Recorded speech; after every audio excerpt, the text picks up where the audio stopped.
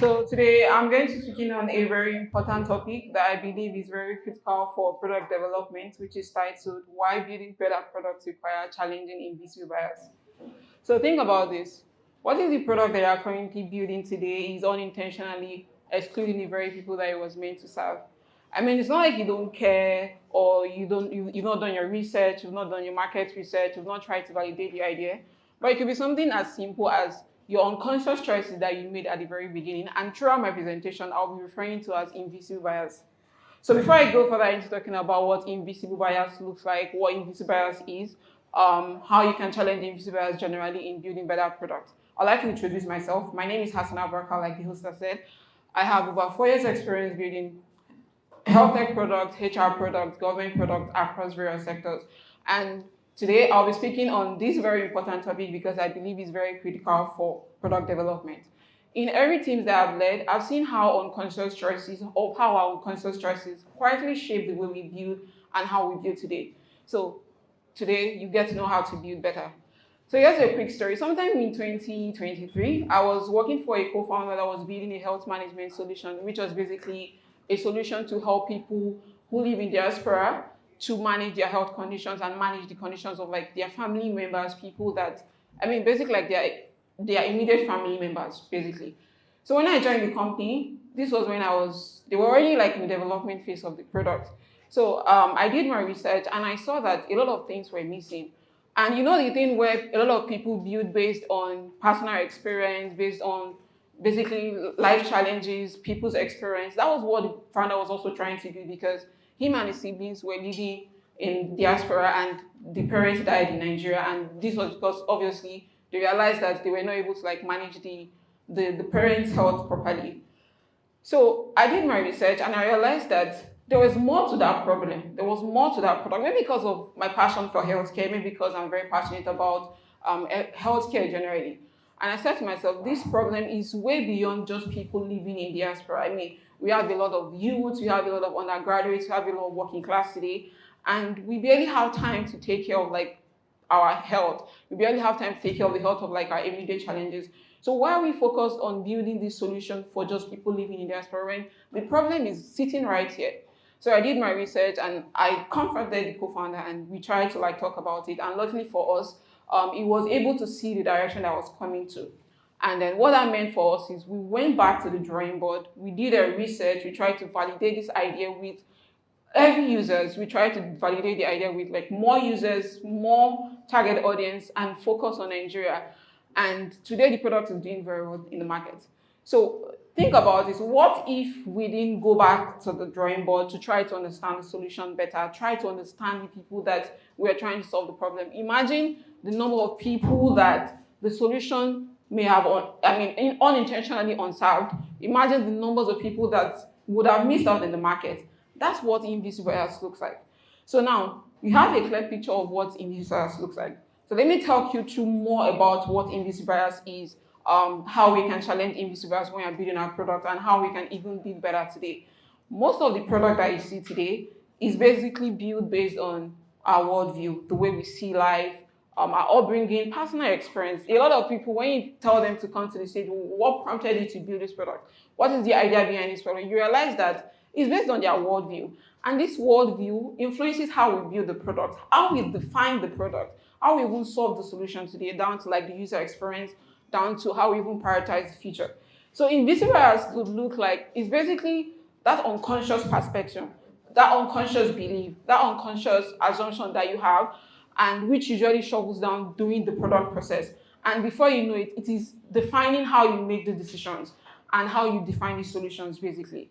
So now that we have like a better understanding of what invisible bias is, one thing to also note is that it's not like we don't care. It's not like we don't care about the people we are building it for, or we just build because we are building sake. Sometimes we build based on familiarity. We build because we are building for people who look like us. We are building for people who think like us, who have lived like us. We are basically building based on our surrounding, and which I would like to call default users. But the honest thing is, there really isn't any default user.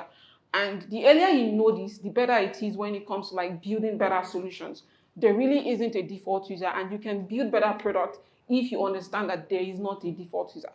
So now that we are very clear on what invisible bias is, what are the impacts of invisible bias in product processes? If at every point we are not stopping to check our product processes, we are not stopping to understand what our product process looks like, we may not even just be building an imperfect product. It could be that we are even unintentionally harming the people or even unintentionally excluding the people that you were actually meant to build this solution for. I just gave an example of the co-founder that I was working with that literally built a health management solution and was focused on people living diaspora. Whereas the problem is literally here, right in front of all of us. I mean, we needed a solution.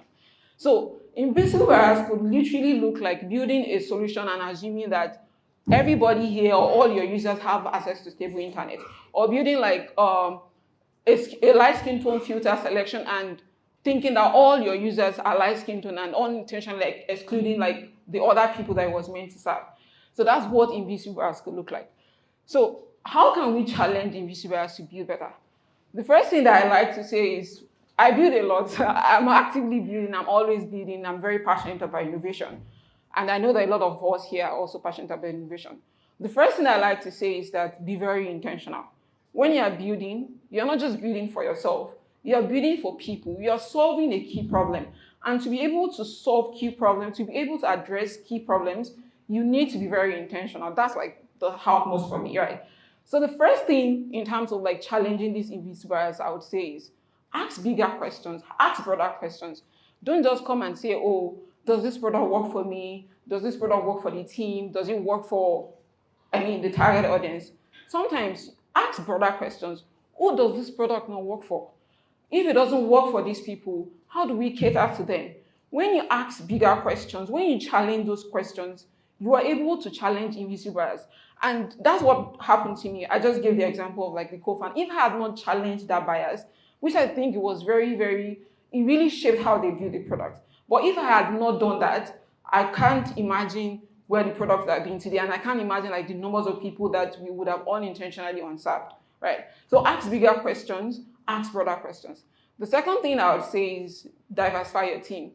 A lot of people building today, they would rather diversify their team maybe when they are really growing. But the honest thing is, when you diversify your team very early, you're bringing people from different cultural backgrounds, different ethical backgrounds, even economical backgrounds.